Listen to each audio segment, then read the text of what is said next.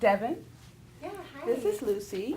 Hey, Hi, Lucy. We I'm just Devin. completed our nice to meet you. intake. Me too. Here's her paperwork for the treatment planning, Okay, great. and you're in good hands. Awesome. Good luck with everything, and thanks for coming Aw, in. thanks, You're Charlotte. welcome. All right, thank you, Lucy, for joining me. Like I said, my name is Devin. I'm going to be your care coordinator. What's a care coordinator? Great, I'm glad you asked. A care coordinator is going to be the person that helps you get connected to services here at Valley Cities. So if you're interested in medication management, meeting with a clinician, or maybe it's groups or peer services, those are all the things that I can help you schedule and get referred to. When you have time, I would recommend maybe going over this pamphlet at home. It gives you a better description about what these services offer and kind of more details about what they can provide. And if you want, you can give me a call after today and we can get you referred to those services. Gotcha. Great. Do you have any other questions before we kind of dive into this paperwork? No. Okay.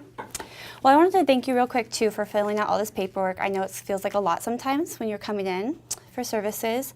And I know that you also came in today for mental health services, but we do ask everyone to complete paperwork related to substance use as well. Did you have any questions about these forms? No.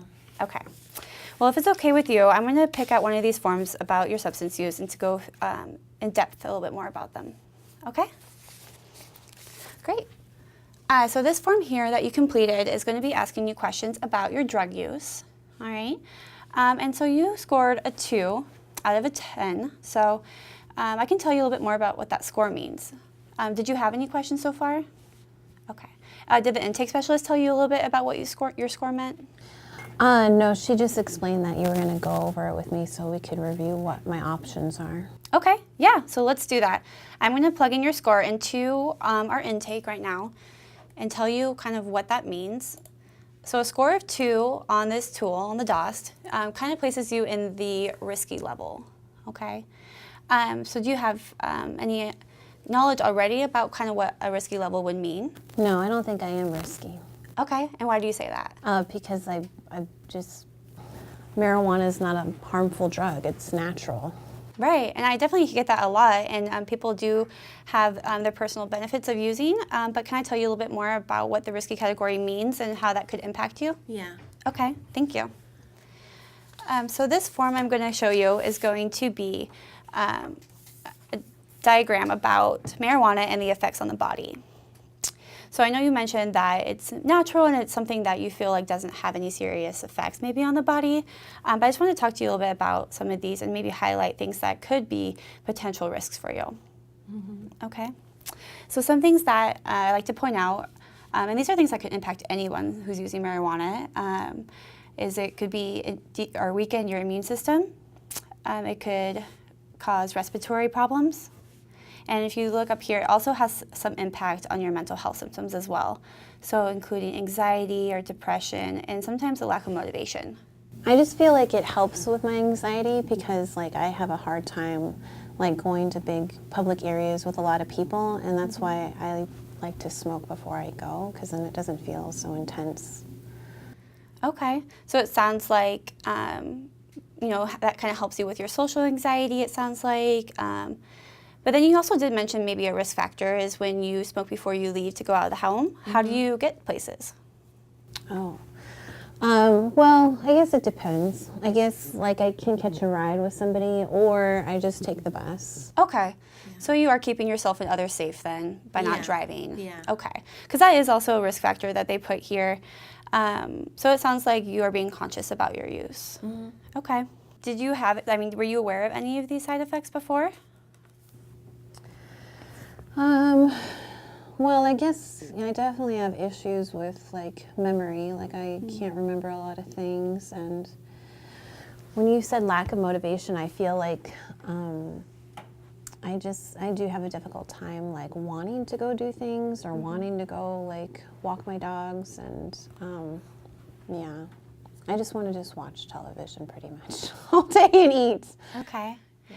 So it sounds like your substance use and using marijuana is impacting your ability to complete your goals or even like your day-to-day tasks. Yeah, I would say my day-to-day tasks. Okay. So then on a scale of 1 to 10, 1 or 0, is not at all, or 10 is very. On a scale of 1 to 10, how important is it for you to change your use? I would say let's see.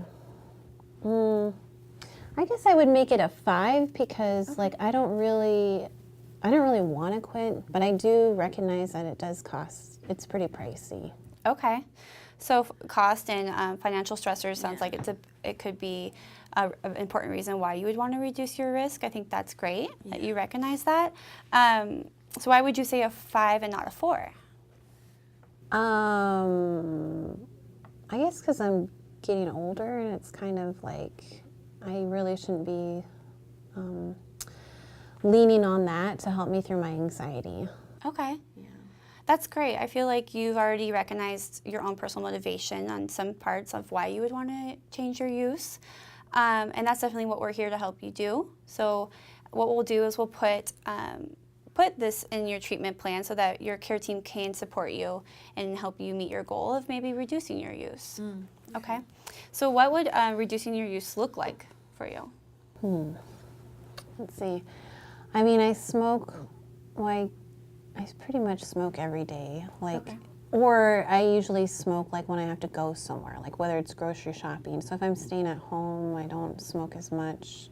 So I don't know what it would look like. I guess it would just, I don't know. Okay. Well, let's look over here at the DAST, the tool that we used. It kind of assesses how often you use and the impacts that you have. So you said that you're using daily at this time, right? Yeah. Okay. And you scored a 2 right now.